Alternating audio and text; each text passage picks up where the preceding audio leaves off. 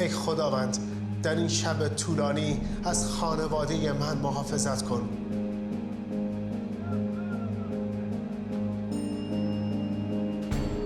اگر از وادی مرگ هم بگذرم نخواهم ترسید، چون میدانم تو با من هستی.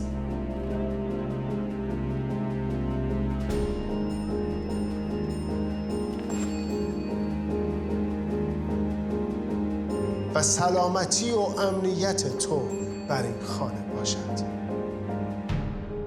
آمین.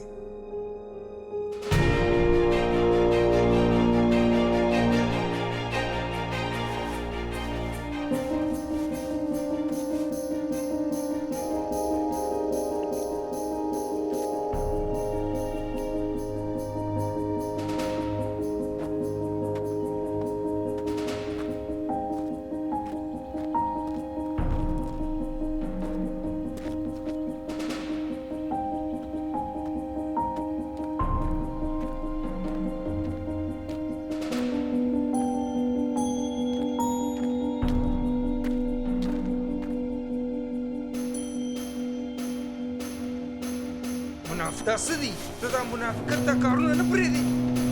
ډېره ونیسئ.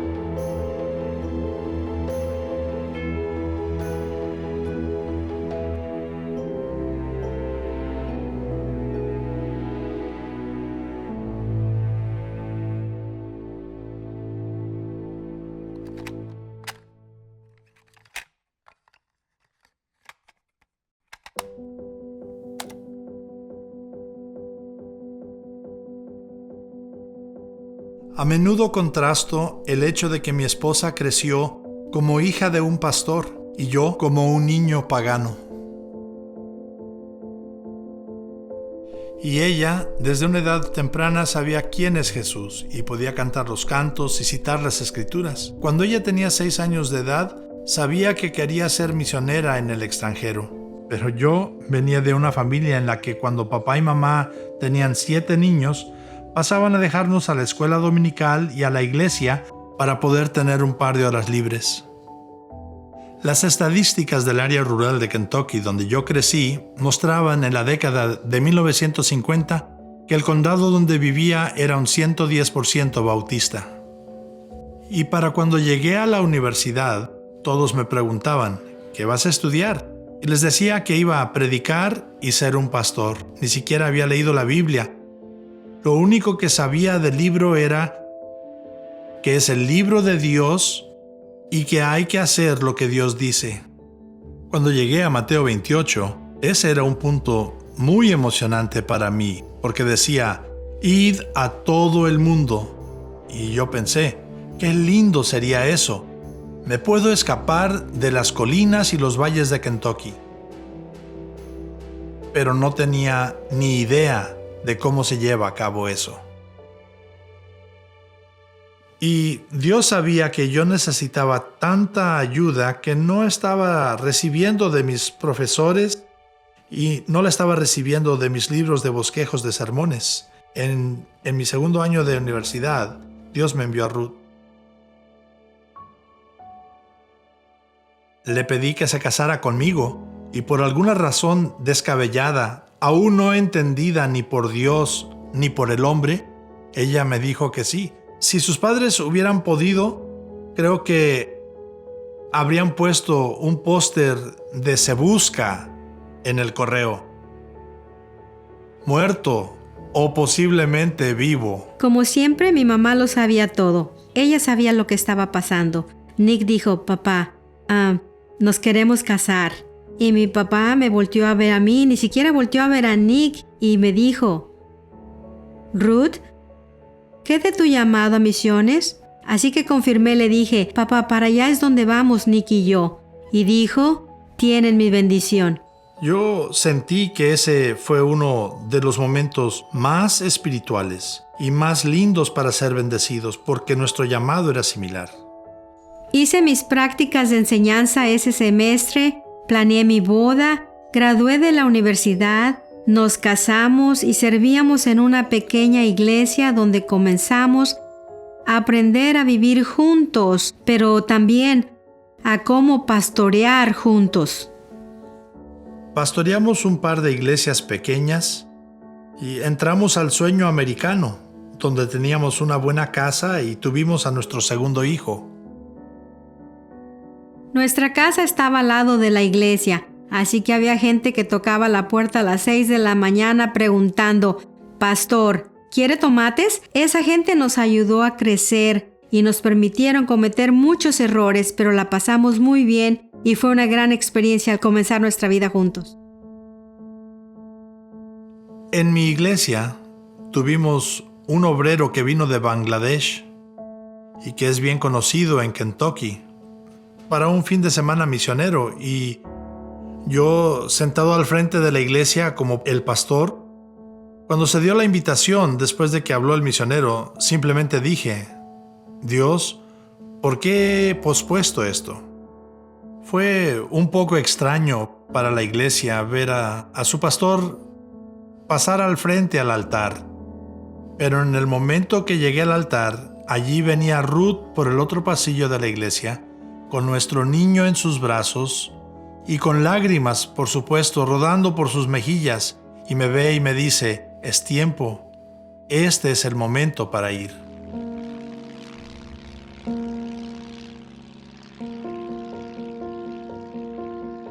El 1 de enero de 1984 nos bajamos del avión en Malawi.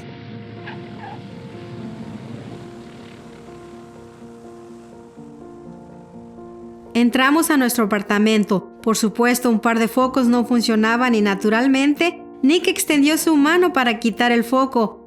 Bueno, eran focos que no se tuercen para quitar y nuestra experiencia fue romper el foco. El refrigerador no funcionaba y no sabíamos qué hacer, pero a la mañana siguiente nos levantamos para comenzar la escuela de idiomas. Todo era una aventura. Era tan emocionante. Después de que aprendimos nuestro primer idioma, nos movieron a las montañas de Malawi.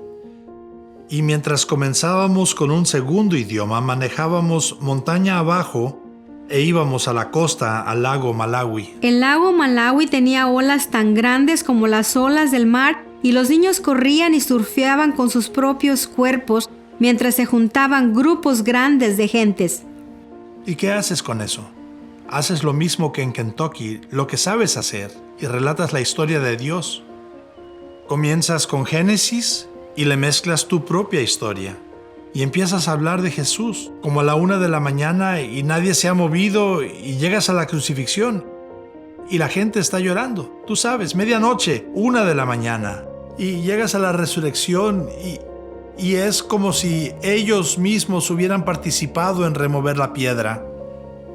Y como a las 2 de la mañana, terminas y te vas a tu choza y caes exhausto en la cama y vas al desayuno a la mañana siguiente y los ancianos vienen y te dicen: hemos decidido todos que vamos a seguir a Jesús. 500, 600 personas.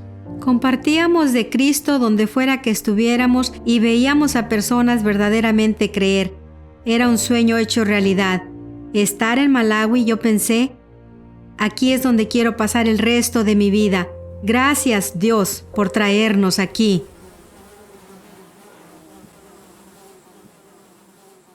En 1985, en un periodo como de 4 meses, Ruth y yo tuvimos malaria como 10 veces. A los niños les dio al menos como 5 veces. Nos dio tan duro que no nos podíamos mejorar. Y en una ocasión, la fiebre me subió tanto que Ruth fue por un doctor irlandés católico. Él entró y me dice: Nick, ¿quieres ver a Jesús? Y yo pensé, esta es una pregunta capciosa, pero sé la respuesta correcta y le dije, por supuesto que quiero ver a Jesús. Y él me contestó, si no te vas de este país, te toca verlo pronto.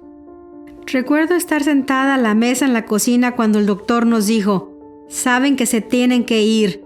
Y nuestros líderes dijeron, ellos vinieron y se sentaron frente a nosotros y dijeron, servir a Dios no es un asunto de ubicación, es un asunto de obediencia. Ahí mismo clamé a Dios y le dije, ¿por qué me trajiste aquí y me dejaste que me enamorara de este lugar? No importaba que nos estuviéramos muriendo de malaria, estábamos viendo a las personas venir a Cristo, así que no hacía sentido. Dios tuvo que recordarnos que era Él el que decidía dónde estaba el fruto. Solo teníamos que ser obedientes, así que empacamos. Recuerdo que tuvimos que volar en un avioncito a donde fuimos en Sudáfrica, una de las patrias africanas.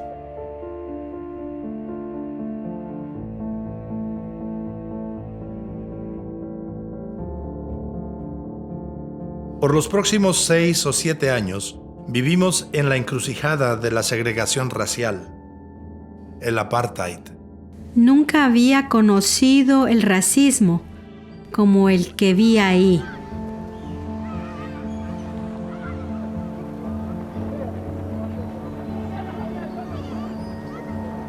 Cuando caminábamos en la comunidad, la gente decía, ¿qué hacen aquí? Esa era una gran oportunidad. El ministerio era fructífero, pero nadie jamás se había sentado con nosotros para decir, este es el trabajo de un misionero. Por supuesto, esa es una palabra que no está en la Biblia. Yo no sabía eso cuando comencé, pero no es una palabra bíblica la palabra misionero. Ruth y yo decidimos hacer algo muy radical. Decidimos leer el libro de Hechos juntos. Y fue como si el Espíritu Santo descendiera sobre nosotros, porque para nosotros, por primera vez, definimos qué es lo que hace un misionero. Determinamos que un misionero va a donde la gente tiene poco o ningún acceso a Jesús y les da acceso total a Jesús hasta que comiencen su propia iglesia. Y eso puede ser en una casa, un negocio o donde sea. Y luego el obrero, el misionero, se va a otro lugar. No por criticar, porque hay mucha gente en Sudáfrica que no conoce a Jesús, pero han tenido acceso al Evangelio casi por 200 años. Ruth y yo fuimos a nuestros líderes y les dijimos, necesitamos movernos, necesitamos ir a donde la gente tiene poco o ningún acceso a Jesús. Ellos dijeron, pues, ¿podrían orar acerca de Sudán o Somalia? Dependíamos de un generador y cuando podíamos encenderlo, escuchábamos las noticias. y todo lo que escuchábamos en las noticias era acerca del hambre, la sequía y los problemas en Somalia.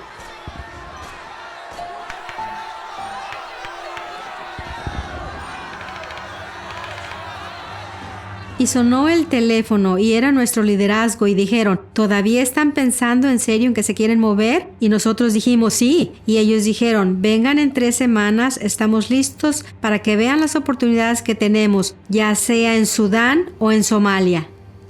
Así que fue todo un torbellino. Empacamos, vendimos, regalamos. Tuvimos que hacer tantas cosas y nos subimos a un avión y aterrizamos probablemente como a las 10 de la noche en Nairobi. Y unos días después nos dijeron, creemos que Somalia es la dirección en la que deben ir. Y el líder puso su brazo sobre mi hombro y calladamente me alejó a una esquina y me dijo, Nick, nunca has estado cerca de gente como los somalíes. Y me dijo, casi en un susurro, ellos almuerzan pequeños misioneros como tú. Ahora, nuestro liderazgo había dicho, probablemente les tome 3 a 5 años entrar a Somalia. Después de Navidad, comenzamos a estudiar somalí. Seguíamos a personas somalíes en la ciudad y les preguntábamos, ¿cómo podemos ayudarles? ¿Hay alguna manera en que podamos ayudar a la gente en Somalia? Y un anciano dijo, si se van al aeropuerto Wilson, generalmente la Cruz Roja tiene vuelos que salen de allí llevando suministros a cualquier lugar que lo puedan llevar en Somalia. Así que en febrero de 1992, Ruth me llevó al aeropuerto Wilson y había un avión de la Cruz Roja que estaban cargando de comida y medicamentos. Y fui al piloto y le dije, ¿para dónde van? Y me dijo, vamos para Somalia. Le dije, ¿puedo ir? Él regresó al carro y me dijo, me voy. Agarró su maleta y oramos juntos. Ruth me abrazó y oró por mí y se quedó al pie de la pista mientras me subía al avión de la Cruz Roja encima de los suministros y despegábamos. Me senté en el carro y dije, bien, Señor, Él está en tus manos ahora. El piloto y el copiloto cruzaron su mirada y dijeron, ahora te vamos a llevar allá, pero no te podemos decir si te podemos sacar de allá en 2 o en 4 o en 6 semanas.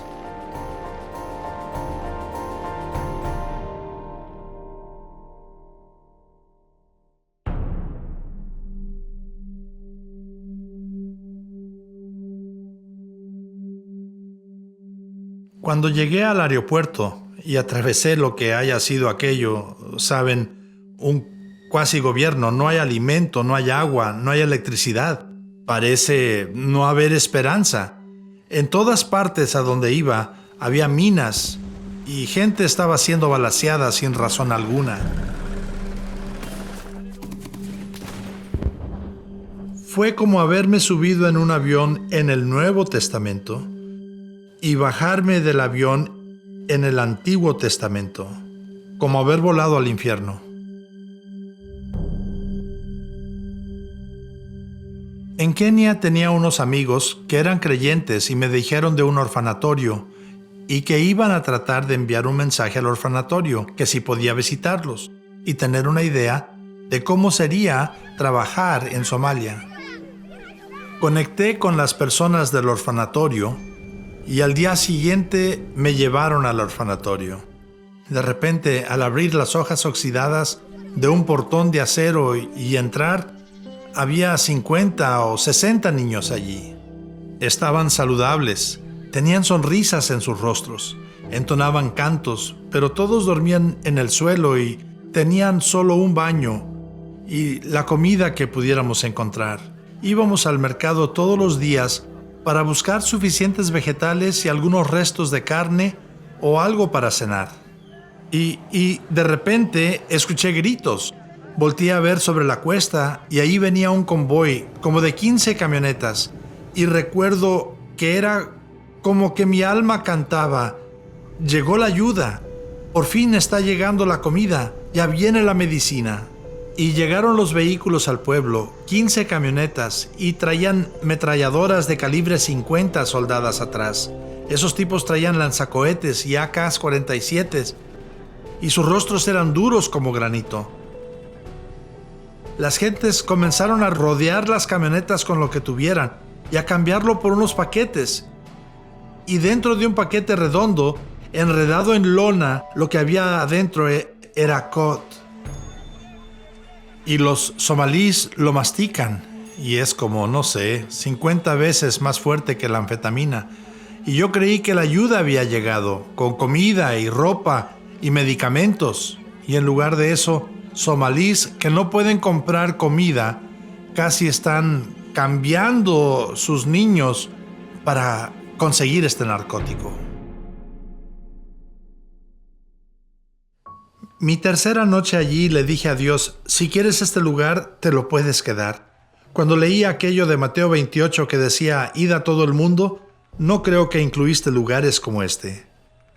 3 días, estuve 3 días. Dios, si no tengo una palabra clara de parte tuya, me voy a ir de este lugar tan pronto como sea posible. Voy a ir por mi familia y me voy a ir a donde podamos ser creyentes y cristianos. Encendí mi radio de onda corta a la BBC. Tienen un devocional de 5 o 10 minutos en la BBC. Y esa noche el devocional lo daba una mujer soltera. Era una dama británica e iba a dar un devocional sobre acuérdate del día de reposo para santificarlo en los 10 mandamientos. Le dije a Dios, bueno, perdiste esta oportunidad. No va a haber una palabra tuya en esto. Moisés congrega al pueblo y comienza a leer los mandamientos que el Señor les ha dado. 6 días trabajarás, pero cuando llegue el 7º, descansa. Acuérdate de este día, el de reposo, y santifícalo. Recuerde que este era el mismo pueblo que estuvo esclavizado en Egipto, trabajando por 400 años. Así que para ellos, este mandamiento significa más que tomarse un día libre. Representaba libertad para el pueblo de Dios, porque solo quienes son libres pueden escoger tomar un reposo. Estaba allí acostado llorando porque lo que Dios me dijo fue, tú estás viendo los mandamientos y es decisión tuya. Eres libre. Vete si quieres, o escogerás quedarte aquí conmigo o me dejarás aquí solo. Y me quedé. Y me quedé esas 2 semanas hasta que el avión de la Cruz Roja volvió y me sacó de allí. Y volé del Antiguo Testamento de vuelta al Nuevo Testamento. Y me bajé del avión. Y allí estaban mi esposa y mis hijos. No había bombas. Y tienen comida sobre la mesa. Y mis hijos están saludables. Y no sabía qué hacer con eso. Aún no sé qué hacer con eso.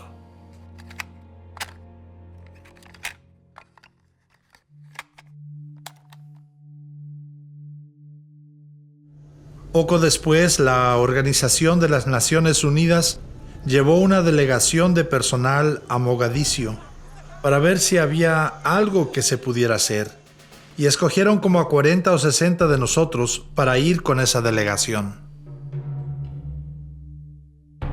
La segunda noche que estuve allí, entró un guardia desde el portón trayendo a un hombre y dijo, aquí hay un somalí afuera preguntando por ti, por nombre. Y fui a la puerta y estaba un hombre somalí allí y le dije, ¿le puedo ayudar? Y me dijo, ¿usted es un creyente en Jesús, o no? Y le dije, sí, pero ¿cómo es posible que haya sabido eso? Me dijo, el Espíritu Santo me dijo su nombre y que usted vendría. Y me dijo que viniera aquí y que le dijera quién soy y cómo es la vida para los creyentes en Mogadiscio. Ahora estoy comenzando a ver que el mal no ha dejado de hacer lo que el mal hace. Pero también estoy comenzando a ver que Dios nunca ha dejado de hacer lo que Dios hace. Así que después de ese viaje de sondeo, Estuve yendo y viniendo en vuelos de las Naciones Unidas o la Federación Mundial Luterana y estuve tratando de hacer pequeñas encuestas sobre lo que podíamos hacer y lo que no podíamos hacer. Iniciamos una pequeña organización no gubernamental y estuvimos preguntándole a otros seguidores de Cristo, ¿cómo hacemos esto? Estábamos sepultando 20 bebés al día antes de poder alimentar a los vivos. Vamos con comida y medicinas a estos campamentos de refugiados en edificios destruidos donde la gente está viviendo de la mano a la boca. Y lo primero que quieren no es alimento o medicamentos, quieren tela de sepultura para sepultar a sus hijos muertos o a alguien que fue muerto durante la noche. ¿Qué se hace cuando la gente está pisando explosivos? Cuando hay balaceras todas las noches.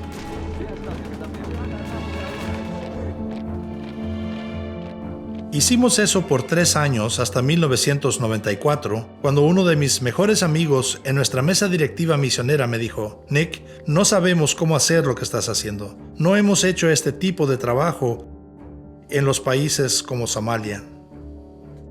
Para mí, ese fue uno de los momentos más liberantes de mi vida. Darme cuenta que Ruth y yo necesitábamos ir a descubrir cómo se es Cristo en lugares donde cuesta tanto.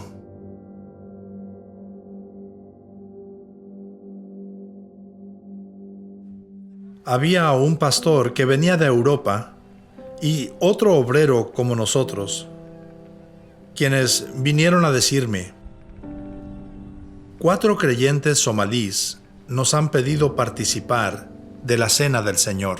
El que come mi carne y bebe mi sangre tiene vida eterna, y yo le resucitaré en el día postrero. Recuerdo estar viendo a estos 4 hermanos míos. Los conocía bastante bien, trabajaban para otras organizaciones no gubernamentales. Y la expresión de sus rostros, mientras que el pastor leía las Escrituras acerca de la crucifixión y recordando a Cristo, y haced esto en memoria de mí. Recuerdo estar viendo a estos 4 hermanos y sus rostros decían, la crucifixión para nosotros viene, al igual que vino para Jesús. No venimos a tu mesa, oh Dios, por nuestra propia justicia, sino por tu misericordia. Así que ten misericordia de nosotros, oh Señor de gracia, mientras que comemos el pan y bebemos la copa de tu Hijo, Jesucristo, para que podamos vivir en Él para siempre, y Él en nosotros. Amén. 2 semanas más tarde, estaba en una sesión informativa de seguridad a la que íbamos a las 8 en punto. Allí había varios militares, era dirigida por un mayor militar de los Estados Unidos y somalíes estaban a la mesa. Otras agencias de asistencia estaban allí y oficiales gubernamentales. Comenzamos la reunión hablando de dónde estaba la violencia ese día, de dónde podíamos y a dónde no podíamos ir, cuando de repente la puerta se abrió de golpe y aquel obrero con quien había estado unas semanas atrás celebrando comunión, entró corriendo y la voz se le quebraba y sus palabras fueron, «Están matando todo lo que amamos». Y dijo, «Ya esta mañana, entre las 8 y las 8:45, han matado a 4 somalíes solo porque son creyentes en Jesús».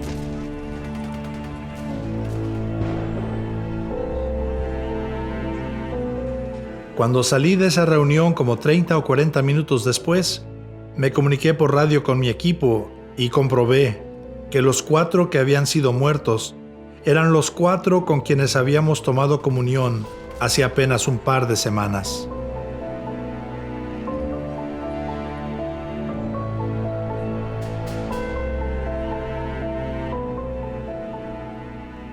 Y yo me pregunto, quisiera saber, ¿qué se hace cuando todo parece ser crucifixión y no hay resurrección?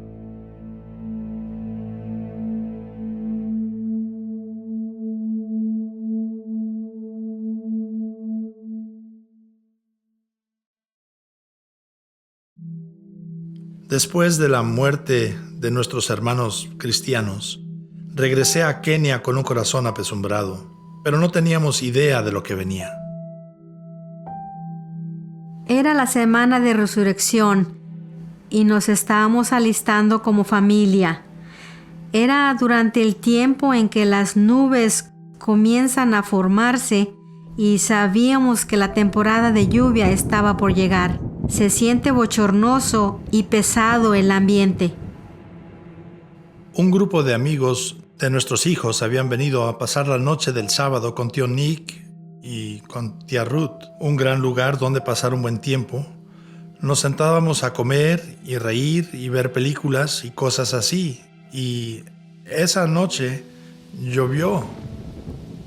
Y aparentemente en esta casa vieja donde nos movimos, cuando venía la lluvia, se liberaban muchas esporas de moho y nuestro hijo Timoteo había tenido ataques esporádicos de asma la mayor parte de su vida, pero no había sufrido ninguno por un año.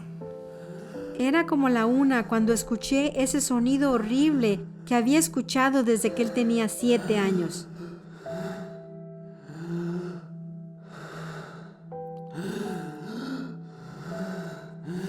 Cuando Ruth me despertó a la 1:30 de la mañana, me dijo: Timoteo está sufriendo un ataque de asma fuerte, y tan pronto que lo vi, sabía que era peor que lo que había tenido antes. Encendí el carro, le dije a Ruth que no había tiempo para que se vistiera. Puse a Timoteo en el carro a mi lado y comencé a manejar hacia el hospital. Unas cuadras más. ¿Me oyes? Mantente conmigo. Todo va a estar bien. Ya casi llegamos. Como a las 2 de la mañana, llegué al frente de un centro comercial del pueblo y había un hombre saliendo del centro a esa hora inhumana y paré mi vehículo enfrente de él y lo bloqueé y no lo dejaba salir y él salió de su vehículo gritando y le dije mi situación y que tenía que manejar al hospital para que yo pudiera seguir dándole primeros auxilios a Timoteo.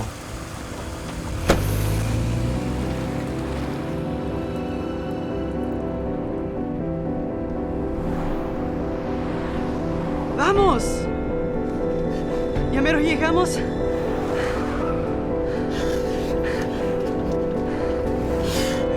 Ándale, maneja más rápido, hombre, vamos. Cuando se le paró el corazón, no sabía si íbamos a llegar al hospital o no.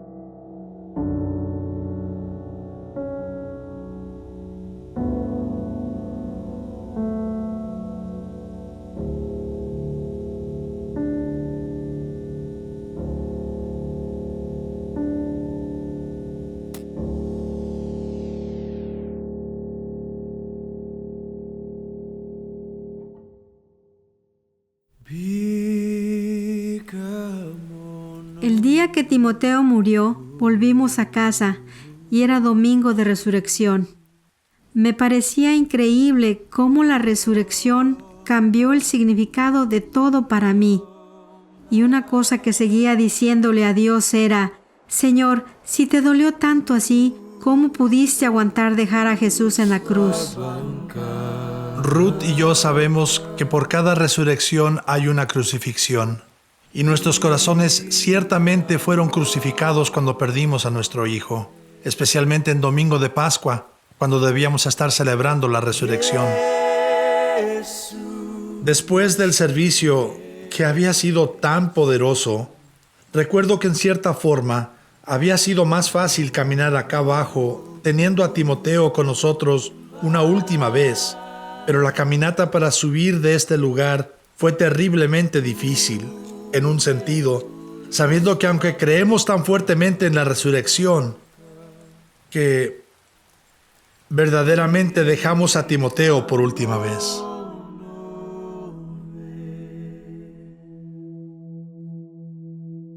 Me sentaba con mi Biblia abierta, pero no había palabras que pudiera leer.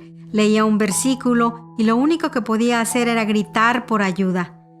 Pero Dios nos rodeó con una comunidad asombrosa. Teníamos a los misioneros que estaban viviendo alrededor nuestro, quienes nos ministraban durante el día, y nuestra familia africana venía cada noche para orar. Y luego aquellos de alrededor del mundo que enviaron correos y cartas y llamaron por teléfono. Fue un tiempo difícil, pero con su ayuda pudimos atravesarlo.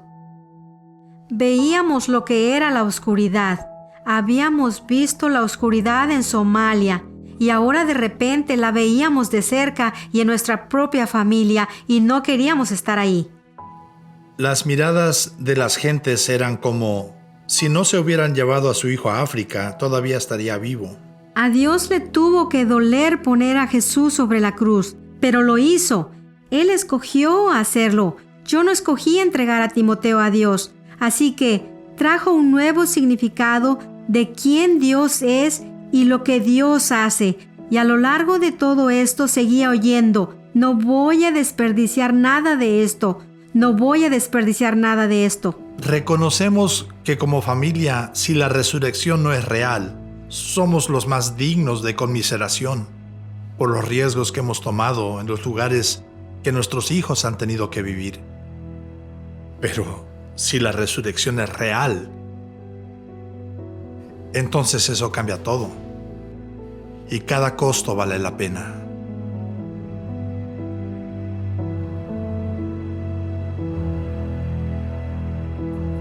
De las cenizas de Somalia y después de la muerte de nuestro hijo, Ruth y yo tomamos una nueva misión. Fuimos compelidos a regresar a algunos de los lugares más difíciles del mundo por el Evangelio. Había algo que necesitábamos saber. Necesitábamos saber si el mensaje de Jesús funciona en esos lugares de persecución extrema. Así que decidimos una vez más: es hora.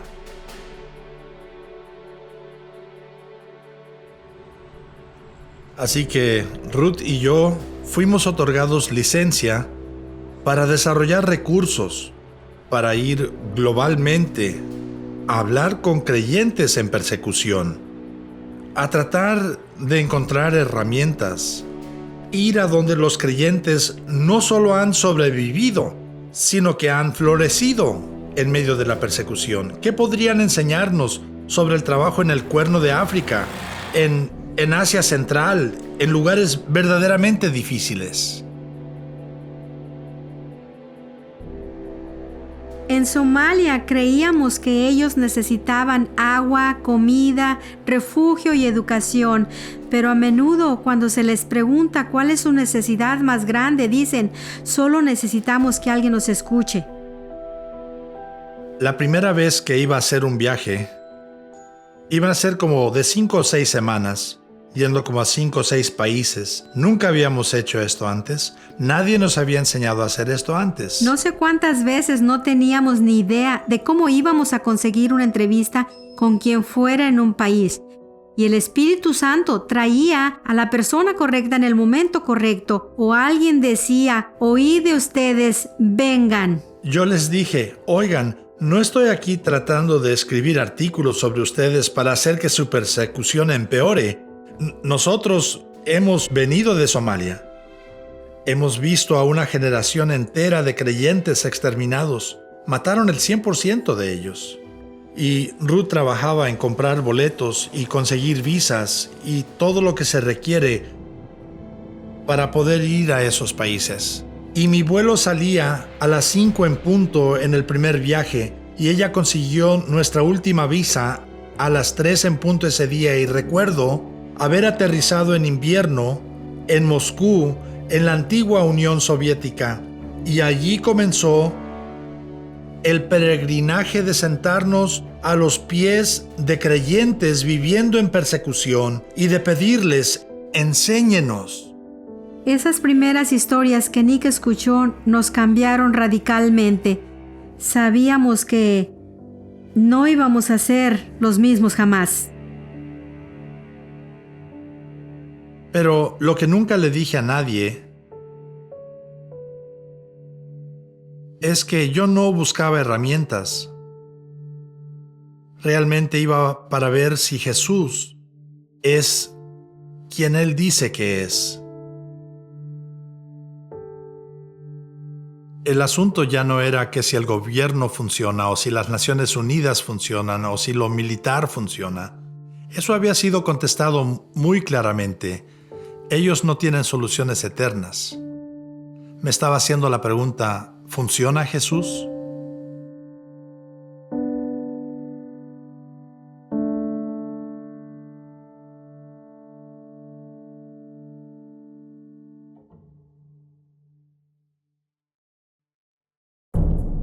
De 1917 a 1991, la Unión Soviética opacó a Europa y a Asia.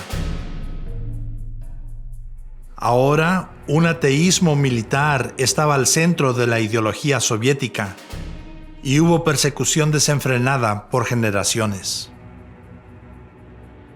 Los primeros 10 o 12 pastores y diáconos que entrevisté habían sufrido grandemente bajo la antigua Unión Soviética en Rusia, perdiendo sus casas, sufriendo el cierre de sus iglesias. Todos estos hombres habían estado en prisión por un tiempo largo. Y al escuchar sus historias, encontré una fe tan bíblica. De nuevo, yo no soy profesional, ¿saben? Tengo estas preguntas que quiero hacer, pero me encuentro inquiriendo de esas personas, ¿dónde aprendieron a vivir así? ¿Dónde aprendieron a morir así? Esas son preguntas poderosas. Salían de algún punto de mi alma. El primer pastor con el que hablé, cuyo padre también había sido pastor, me dijo, me acuerdo del día que mi padre me dijo, mañana iré a prisión por nuestra fe.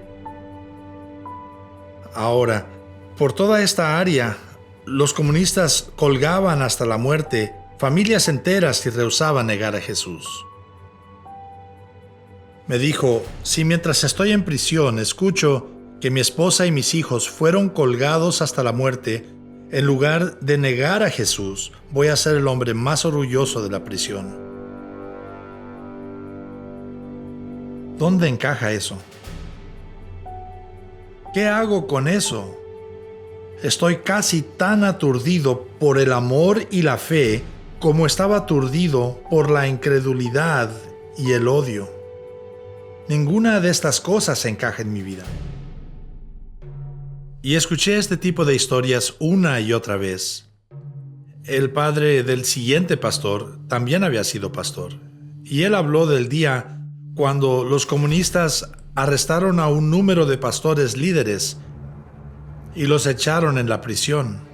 Pusieron a su papá en una instalación de tortura de la KGB por 9 meses y le hicieron todo lo que jamás se ha leído en la historia, dándole sal en pan, colgándolo de los brazos, haciéndolo sentarse en una silla por 72 horas y cada vez que se dormía o se caía lo golpeaban.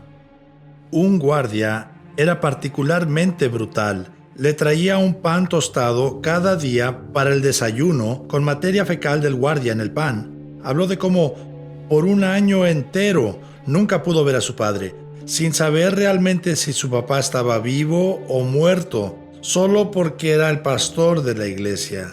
Y entonces llamaron a él y a su mamá al campo de trabajos forzados.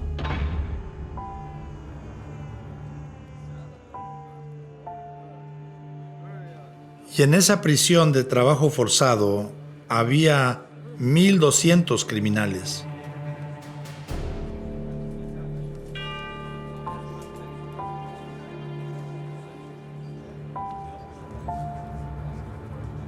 Habían dividido el patio de los ejercicios con mesas a la mitad y les dieron 1 hora para comunicarse. Y él me dijo, esperé esperé y esperé, pero mi padre no llegó. Finalmente, un par de guardias pusieron lo que parecía como un montón de trapos en la mesa. Y me dijo, por el azul penetrante de los ojos, de los restos esqueléticos, demacrados y torturados de ese hombre, reconocí que este era mi padre. Y le dije, Padre, estoy tan orgulloso de ti. Si mis hijos quieren poner eso en mi lápida, moriré un hombre feliz.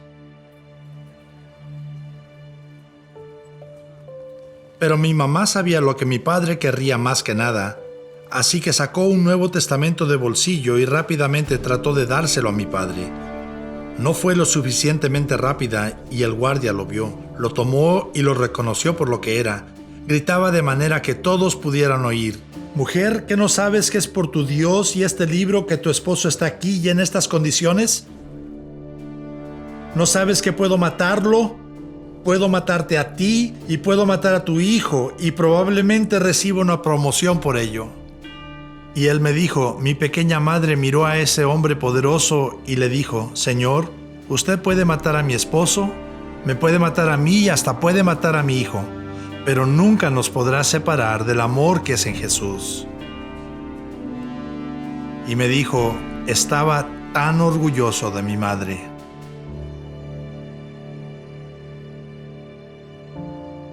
Y ahora estoy en peligro más profundo porque es como si la Biblia estuviera cobrando vida. Estoy pudiendo entrevistar a Daniel en el foso de los leones y estoy pudiendo entrevistar a esos 3 muchachos en el horno ardiente. Y para mí el peligro era que Satanás me había convencido que la Biblia era un libro viejo, que era un récord de lo que Dios hacía antes.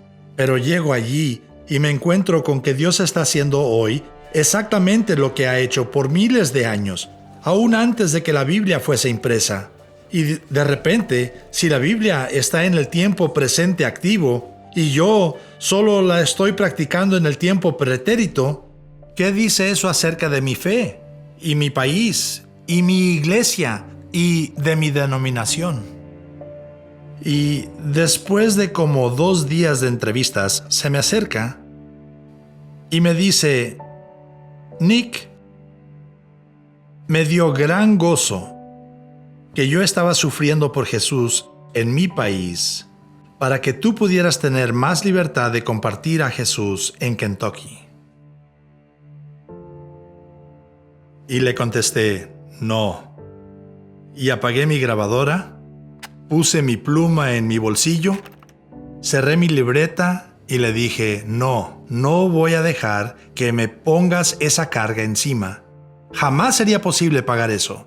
Y extendió su mano sobre la mesa y comenzó a golpetear mi pecho y me dijo, hijo, no me robes mi gozo. Jamás creas que hay una iglesia libre y una iglesia perseguida. Solo hay una iglesia.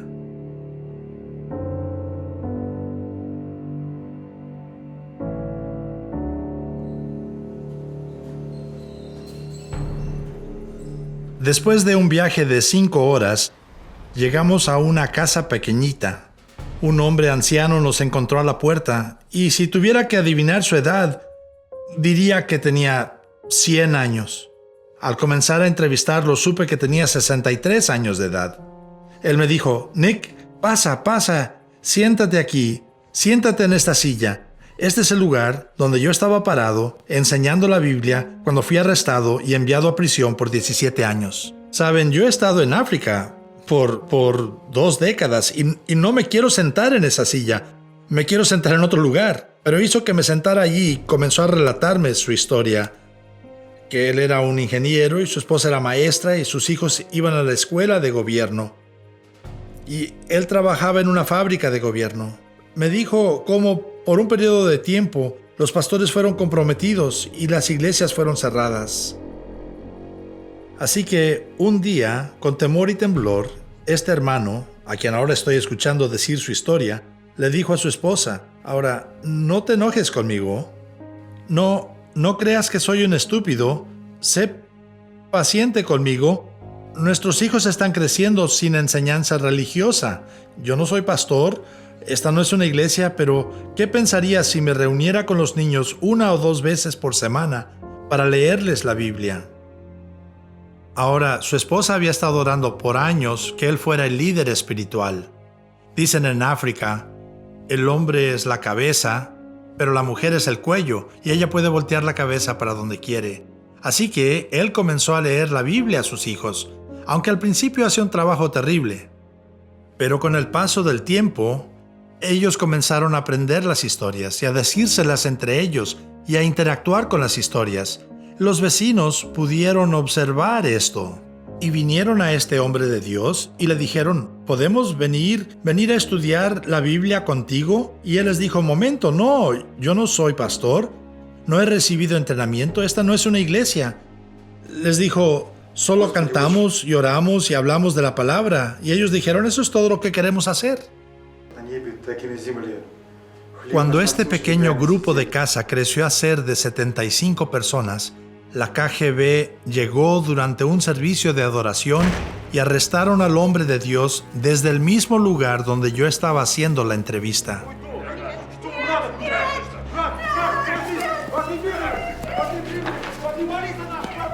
Se lo llevaron a 1000 millas al norte y lo pusieron en una prisión con 1500 criminales endurecidos, y él era el único creyente.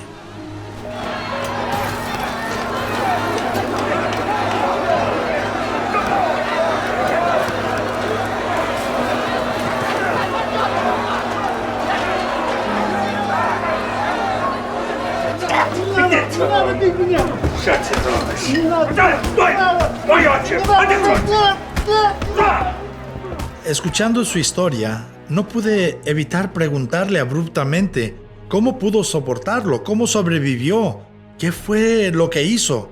Y él me dijo, por esos 17 años en la prisión, cada mañana cuando el sol estaba saliendo, me paraba al lado de mi cama en atención, elevaba mis brazos en alabanza y me volvía hacia el este y entonaba el canto de mi corazón a Jesús.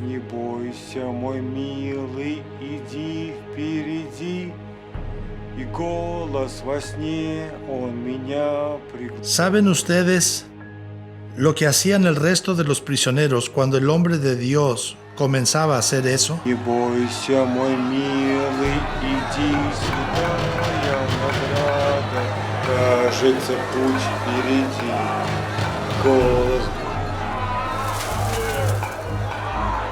Lanzaban comida vieja, lanzaban desecho humano, y allí está parado nuestro hermano con sus manos elevadas, alabando a Jesús, entonando el canto de su corazón.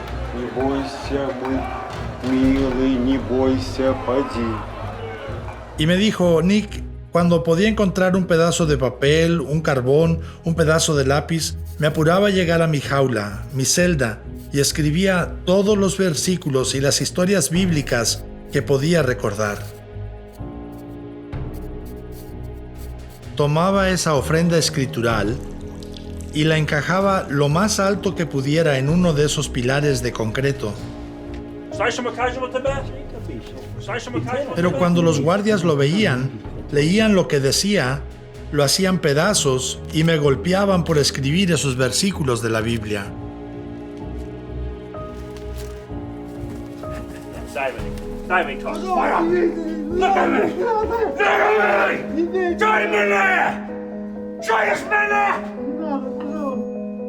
Y esto era muy común en muchos lugares de la antigua Unión Soviética.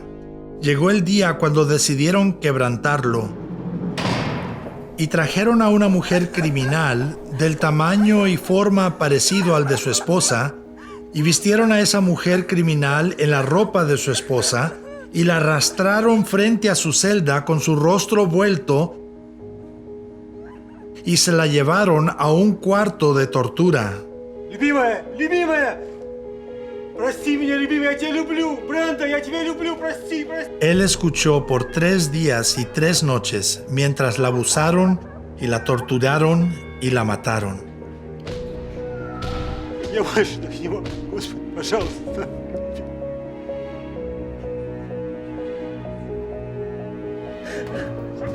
Я все сделаю, я побежу в МАК, пожалуйста, не бивайте. Я все сделаю, что вам надо, пожалуйста, не надо, Господи, пожалуйста. Y sacaron su cuerpo en una sábana, todo el tiempo él pensando que esta era su esposa, y le dijeron, tú sigues. Y le dijo a Dios lo que yo le dije a Dios en Somalia, esto es demasiado.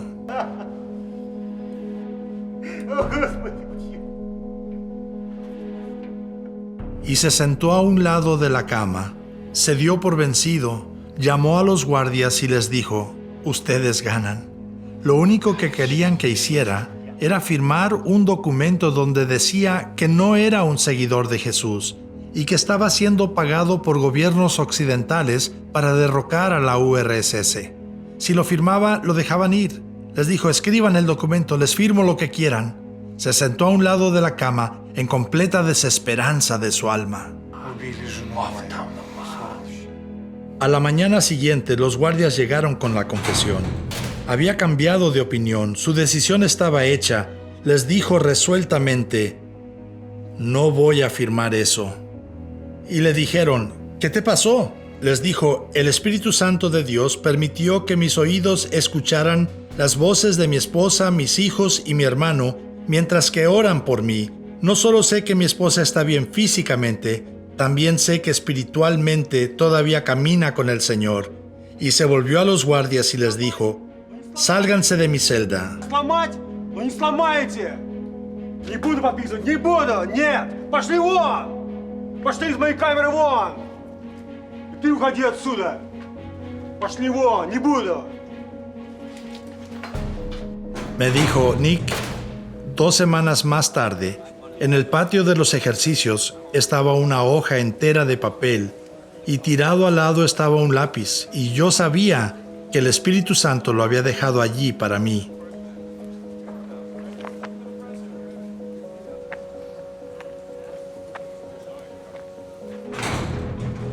Corrí de vuelta a mi celda y escribí cada versículo de la Biblia, cada canto espiritual, cada historia de la Biblia que podía recordar, lo más chiquito que podía. Me dijo, me lo llevé y alcancé lo más alto que podía sobre el pilar de concreto mojado, para darle a Dios la ofrenda escritural más grande que podía darle. Y los guardias no tardaron mucho en ver eso, y cuando vieron ambos lados del papel y leyeron lo que estaba escrito, lo hicieron pedazos y comenzaron a golpear a nuestro hermano sin misericordia, y le dijeron, asómate por la ventana, ¿ves esos postes allí? En 10 minutos vas a estar amarrado a un poste, y en 15 minutos vas a estar muerto. Y lo tomaron de la camisa y comenzaron a arrastrarlo de su celda y de la cárcel. Y mientras iban por el pasillo hacia la puerta de la prisión, casi puedo verlo, 1,500 criminales endurecidos, parados al pie de sus camas, parados en atención, y 3,000 manos, brazos estaban levantados en alabanza a Dios, mientras miraban al este y cantaban a Dios el canto de corazón que habían escuchado al hombre de Dios cantar todos esos años.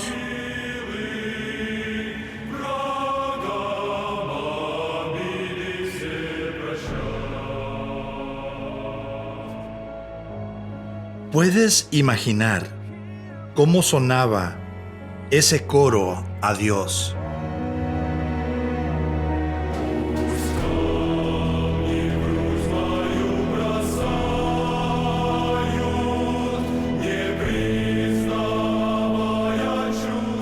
Y los guardias soltaron a nuestro hermano como si estuvieran plenamente aterrorizados y se volvieron a él y le dijeron, ¿quién eres?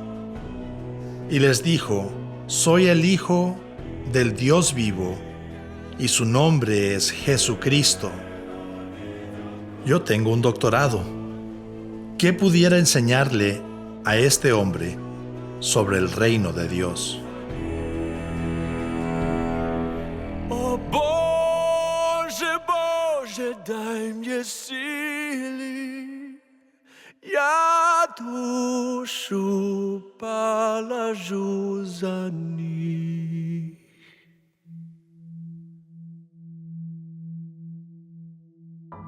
Escucho esas historias y apenas lo puedo creer. No, yo no soy profesional. Y les reclamé a esos hombres. ¿Por qué no han escrito esto? ¿Por qué no han hecho películas de esto? Esto es material de Hollywood. Y les reclamé tanto que un pastor muy amable me tomó del brazo y me llevó a una ventana oriental de la casa. Y me dijo, entiendo que tienes 3 hijos. Le dije, sí. Me dijo, ¿cuántas veces se levantó en la mañana y llevó a sus hijos a la ventana oriental de la casa y les dijo, miren muchachos, el sol está saliendo en el este? Le dije, nunca he hecho eso. Me dijo, ¿por qué? Le dije, la gente diría que estoy loco porque el sol siempre sale en el este. Me dijo, por eso es que no hablamos de la persecución. Es como el sol saliendo por el este. Le ocurrió a nuestros bisabuelos, le ocurrió a nuestros abuelos, le ocurrió a nuestros padres, nos ocurre a nosotros, le ocurrirá a nuestros hijos. Es como la salida del sol. Para nosotros, la persecución es simplemente normal. ¿Disculpa? ¿Normal? ¿Normal? Pongamos eso de vuelta en la Biblia, donde está seguro. No dejes que eso salga. ¿Dónde encaja eso? Señor, estás contestando a mis preguntas, pero ¿qué se supone que debo hacer con esto? ¿Prefiero que nos cuelguen que negar nuestra fe en Jesús? Su padre, un esquelético saco de huesos, y le dice, estoy tan orgulloso de ti, padre. Cuando tenía 8 años de edad, me dijo, Nick, ¿sabes lo que es crecer mientras tu papá está en prisión? Vean, yo fui buscando herramientas de parte de Dios. Y lo que encontré fue al Cristo mismo resucitado.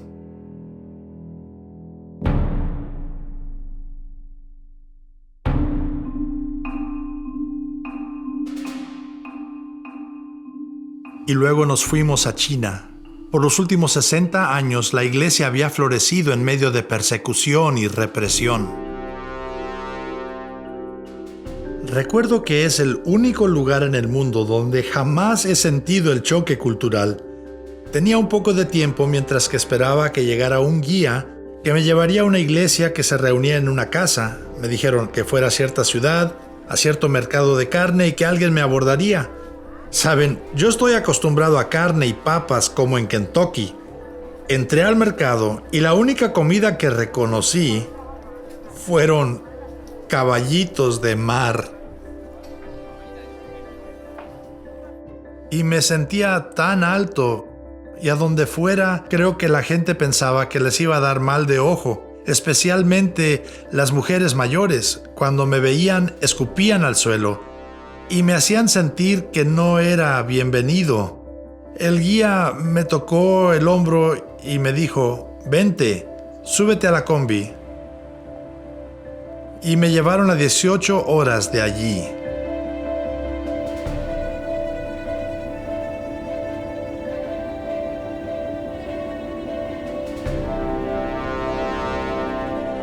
Y desperté 18 horas más tarde adentro de unas instalaciones. Ustedes saben, paredes gruesas y como 3 metros de alto, y adentro una granja y casas chinas, y levantan la pared de concreto y luego construyen cuartos individuales en la pared y luego tienen un espacio abierto de tierra donde cocinan y hay árboles y otras cosas. Y de repente me encuentro rodeado como por 170 líderes de iglesias caseras, hombres y mujeres, plantadores de iglesias, evangelistas.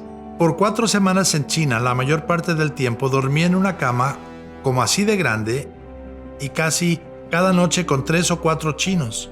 Usted sabe, despertaba con un brazo de un tipo sobre el pecho y otro dándome la bendición de Abraham. Usted sabe, no hay eso muy edificante. 40% de los pastores de iglesias caseras habían estado en prisión por 3 años. Consideran en China la prisión su seminario. Es su institución teológica. no confían muy bien en nadie hasta que haya estado en prisión.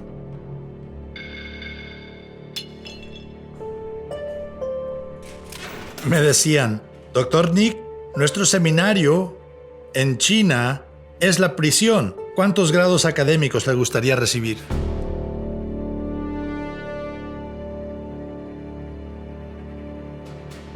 El primer día que se congregó esta iglesia casera, hice entrevistas que cambian la vida.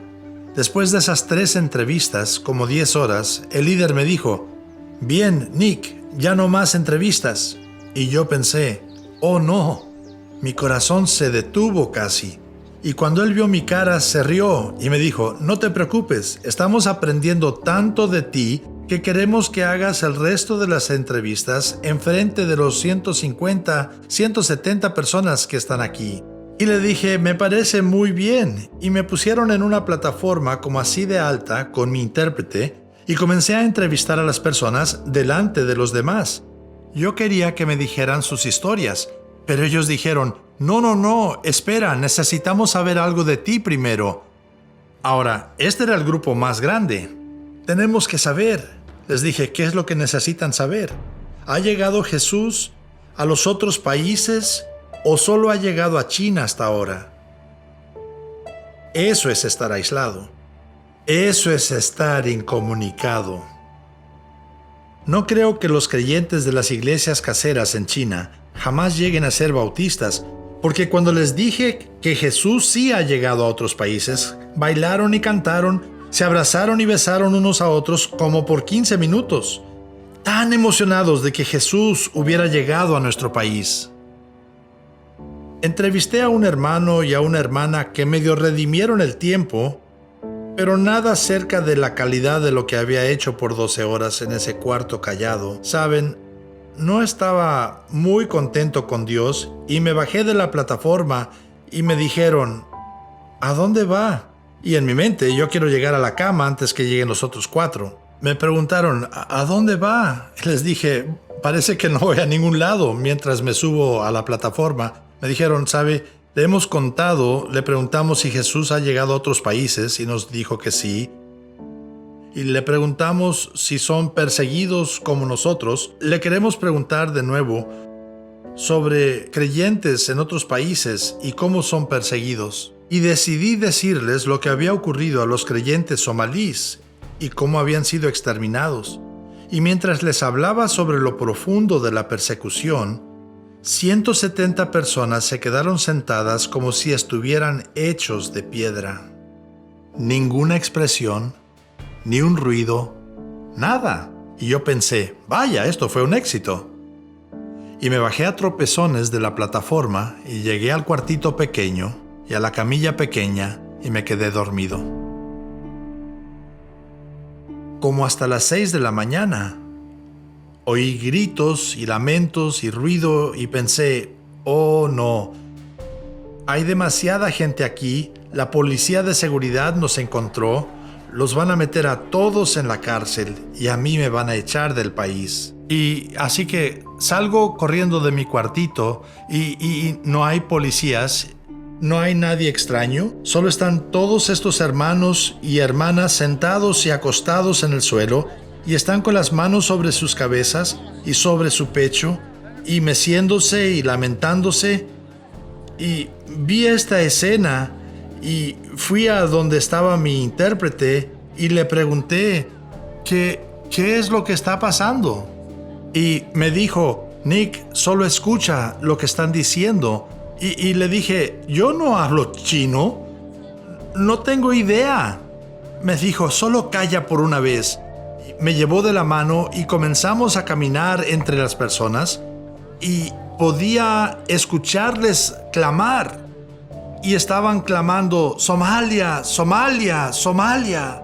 El intérprete volteó a verme y estaba llorando y me dijo, fueron tan conmovidos por las historias de creyentes en países que son verdaderamente perseguidos, que le prometieron a Dios que se levantarían 1 hora más temprano cada día por el resto de sus vidas para orar por los creyentes en esos países hasta que Jesús sea conocido de punta a cabo en esos países.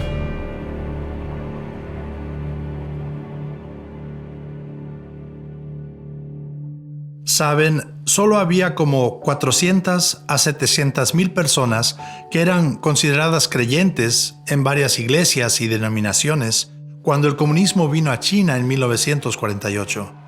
Recuerdo haber leído un artículo en 1983 que decía: cuando podamos entrar a China otra vez o China se abra, ¿habrá creyentes? ¿Quedarán iglesias en China? Cuando por fin pudimos entrar, descubrimos que 400 a 700 mil creyentes en Jesús habían crecido a 10 millones.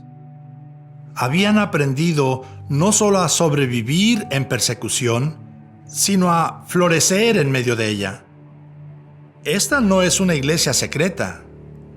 No se pueden esconder lo que al presente son 85 a 100 millones de creyentes. Esta es una iglesia ilegal, pero no se puede legalizar, no se puede registrar. Pero en muchos lugares bendice de tal manera a las personas de la comunidad, incluyendo a las autoridades, que las autoridades acuden a los líderes de iglesias caseras para que les ayuden a resolver disputas. ¿Por qué crecieron de 400, 700 mil personas a 100 millones? Ellos dijeron: tenemos una decisión que tomamos cada día. Nos hacemos esta pregunta: ¿quiero identificarme con creyentes en persecución o quiero identificarme con sus perseguidores?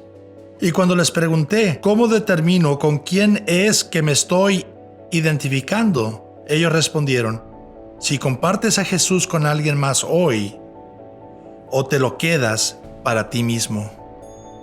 Y en Estados Unidos escucho todo el tiempo: la religión, la fe, es un asunto personal. Eso viene de Satanás. Así que lo que los creyentes en persecución han dicho, en manera brutalmente honesta, es: cuando no comparto mi testimonio con mi hermano en Estados Unidos, mi padre, mi hermana, mi jefe, entonces me estoy identificando con los perseguidores porque estoy guardando mi testimonio para mí mismo. Escuchen, yo estaba haciendo estas entrevistas en el año 2000. El Dr. James Merritt dijo: 90% de bautistas del sur en Estados Unidos, nacidos y criados en la iglesia, salvos y bautizados en la iglesia, casados y sepultados en la iglesia, 9 de cada 10 nunca hablarán de Jesús con alguien más. Eso es lo que está matando a los creyentes en persecución. Ellos dicen que estamos entregando en libertad lo que ellos nunca entregan en persecución, y esto es nuestro testimonio a la resurrección de Jesucristo. Ellos dicen: este es el error que están cometiendo. Ustedes creen que el testimonio está atado a la libertad política, y eso no es correcto bíblicamente. Yo soy tan libre de compartir a Jesús en Arabia Saudita hoy como lo soy en Kentucky. Soy tan libre de compartir a Jesús en Afganistán como lo soy en Ohio. La política, países, presidentes no tienen nada que ver con eso.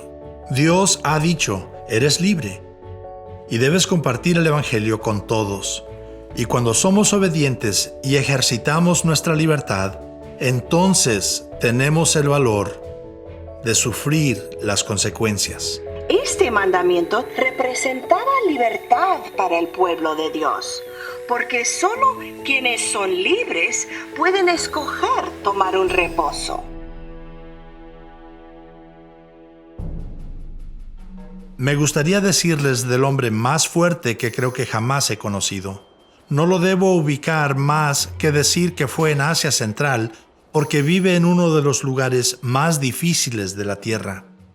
Estuvo de acuerdo que si nos encontrábamos en un tercer país, me daría la entrevista. El trato fue que yo no trataría de verlo, ni trataría de identificarlo en alguna manera, nunca le preguntaría su nombre. Le dije: bien, tú estás a cargo de toda la seguridad. Y digo que es el hombre más fuerte que jamás he conocido, porque años atrás, muchos años, cuando otro país invadió su país en el nombre de Alá y por Islam, él dirigió a un grupo de 15 hombres para pelear contra los invasores. Y me dijo: Nick, yo me alegraba mucho cuando podía llegarle a un soldado invasor extranjero por atrás, cuando podía cortarle el cuello y dejar que su sangre corriera sobre mis manos y mis brazos como una ofrenda a Dios. Yo estaba interesado y horrorizado al mismo tiempo por la historia. Le pregunté, ¿tienes idea de cuántas personas mataste? Me dijo, dejé de contar después de 150. Y me dijo, en la noche soñaba que había manchas de sangre en mis manos, y en noches sucesivas, cuando soñaba, la sangre aumentaba hasta cubrir mis manos, mis brazos, y me escurría por los codos. Me dijo, de veras supe que me estaba volviendo loco cuando empecé a ver la sangre mientras estaba despierto. La reconocí como la sangre de los cientos de personas que maté. Ninguna cantidad de tallarme y lavarme la limpiaba. Me dijo, usé arena, usé jabón. Nadie más la veía, cada día, cada noche, nada me la quitaba. Me dijo, luego una noche, el sueño cambió. Estaba un hombre parado allí, vestido de blanco, rodeado por una luz brillante, y había cicatrices en sus manos, y cicatrices en sus pies, y cicatrices en su cabeza, y una en su costado. Y dijo en arábigo, yo soy esa Masía, yo soy Jesús el Mesías. Si me encuentras, yo te puedo limpiar la sangre. El sueño terminó. Despertó y emprendió una jornada de 6 meses para encontrar a Jesús el Mesías. ¿Cómo pudo saber eso? No han tenido la Biblia por 2000 años. Había o poco o ningún acceso a una Biblia. No había manera de encontrar un pastor con quien hablar, así que estuvo teniendo que armar el evangelio de aquí, de allá, parte por parte, y hizo eso por 6 meses hasta que encontró a Jesús, el Cristo. Recibió a Jesús en su corazón y Jesús inmediatamente limpió la sangre.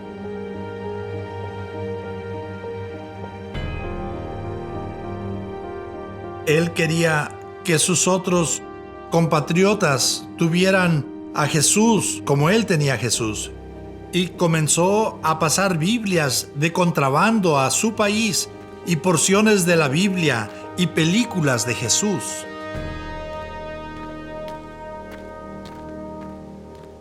Y un día, al dar la vuelta a una esquina en las montañas, se encontró a los hombres que antes encabezaba.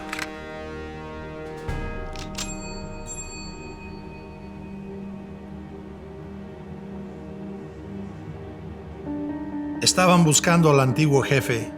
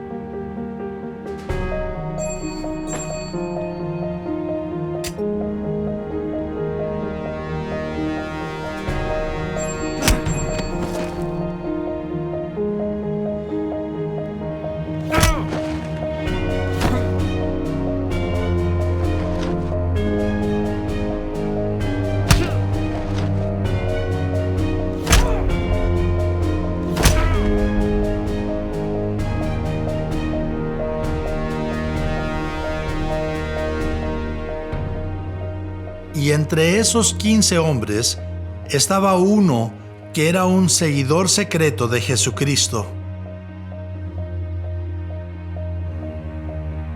El hombre habló a sus compañeros y les dijo, estamos siendo tontos. Si matamos a nuestro antiguo comandante aquí, no vamos a saber con quién está trabajando en ambos lados de la frontera.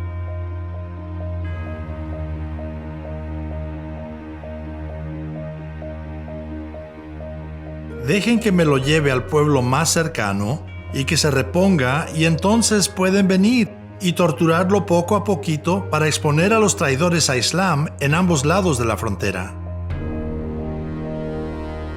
Después de unos momentos tensos, accedieron de mala gana. Él se lo llevó al pueblo más cercano, lo remendó rápidamente, lo montó sobre un burro y lo sacó de contrabando sobre la montaña a otro país. Y este hermano todavía está haciendo la obra del Señor. Él es el hombre más fuerte que jamás he conocido. Ruth y yo ya hemos hecho suficientes de estas entrevistas para escuchar lo que la gente no está diciendo. Y él me había dicho que tenía esposa y 3 hijos, que los había llevado a Cristo y que los había bautizado. Eran creyentes, pero nunca había hablado de ellos en las 6 horas que yo estuve parado debajo de aquel foco solitario. Así que me pareció un poco extraño. Y le agradecí por la historia impactante que me relató y por ser un gran hermano en Jesús. Y le dije, pero antes de irnos, ¿puedo preguntarle cómo le ayuda a su esposa en su ministerio? ¿Cómo sus hijos? ¿Cómo ministran ellos a su lado? Y amigos, puedo decirles, yo me aterroricé. Porque este hermano quebró todas las reglas que había puesto. Él saltó a donde yo estaba parado detrás del foco, me tomó del hombro y comenzó a sacudirme. Y lo único que se me ocurre, este hombre mató a 150 personas y yo voy a ser el próximo que va a matar. Pero luego se me acercó a la cara y me dice, ¿cómo puede Dios pedirlo? Le he dado todo. Mi cuerpo ha sido quebrantado, casi me muero congelado, he sido arrestado, he pasado hambre.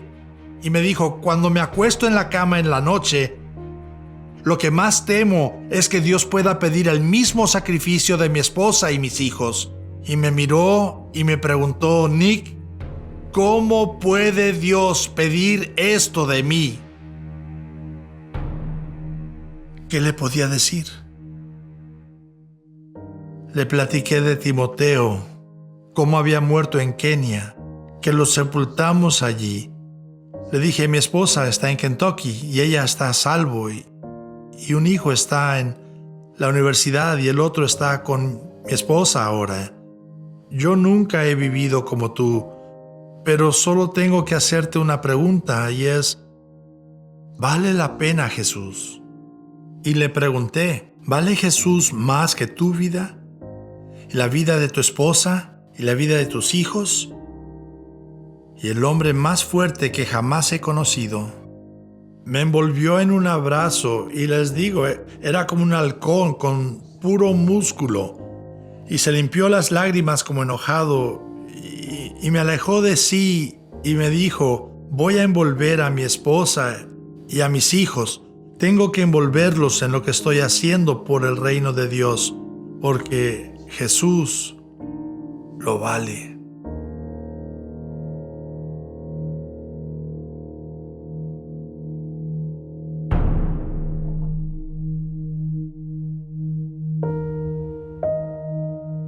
El hombre más fuerte que he conocido me dio la pregunta, tal vez la única pregunta que importa para los creyentes. Y tristemente, cuando preguntamos a la mayoría de la iglesia occidental, ¿vale Jesús más que mi vida y la vida de mi esposa? ¿Y es apropiado tomar riesgos con tus hijos por el servicio del reino de Dios? La respuesta ha sido un silencio sobrecogedor. ¿O ha sido, no, eso no se hace con tu esposa e hijos? Recuerdo haberle preguntado a Ruth cuando Timoteo murió. Ustedes saben, estábamos hechos pedazos. Y le dije, hemos dado un hijo por hacer esto.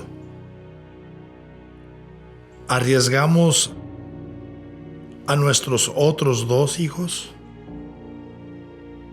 Y saben, en ese tiempo de quebranto nos dijimos uno al otro, decir que Jesús no lo vale sería desperdiciar el sacrificio de Timoteo. Así que no sabemos dónde vamos a encontrar la salud, no sabemos dónde encontraremos el valor y dónde todas las partes se armarán de nuevo. Pero vamos a aferrarnos a Jesús hasta que Jesús pruebe lo contrario, que Él no lo vale. Dios nos mostró que no iba a desperdiciar la vida de Timoteo. Y nos recordó una y otra vez que Él nos dirigiría y que Él tenía un propósito para nuestras vidas. Vean lo que salió de todo el asunto en Somalia y la pregunta bien difícil que estábamos haciendo a creyentes en persecución por todo el mundo era: ¿vale Jesús la pena? Y el hombre más fuerte que jamás he conocido respondió esa pregunta por nosotros.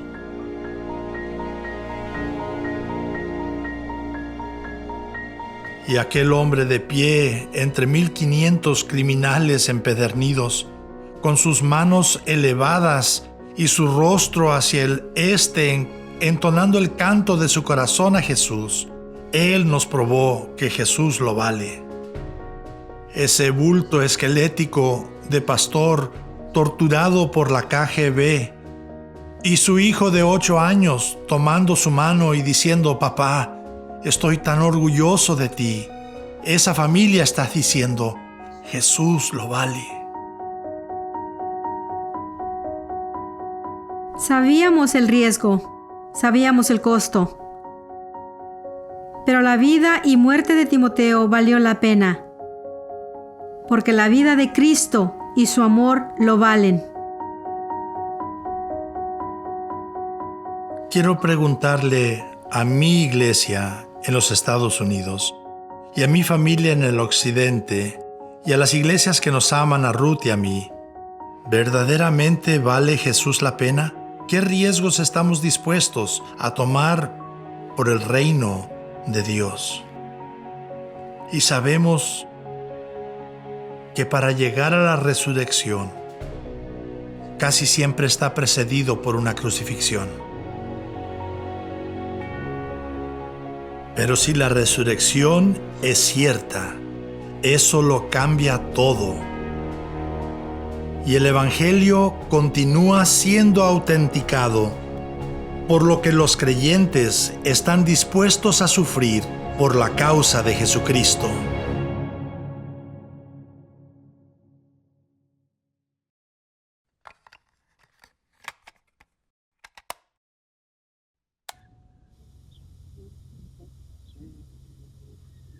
Боже, Боже, дай мне силы за ближних душу полагать,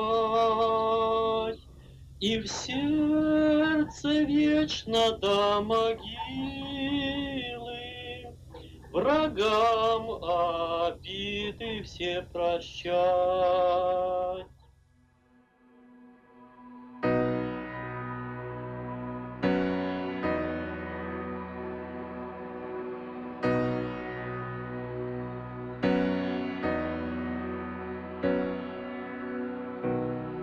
There's a sea of hungry people who have never heard the truth of Jesus. He has called us to go, so everyone would know. What are we waiting for? Oh God, you've given us power in the Spirit. Let us be your witnesses. When the ocean's too deep for the anchor to fall, and the darkness surrounds me in the storm, you bring peace in the raging sea. When it's solid ground I'm standing on, 'cause you're the water, you're the shore.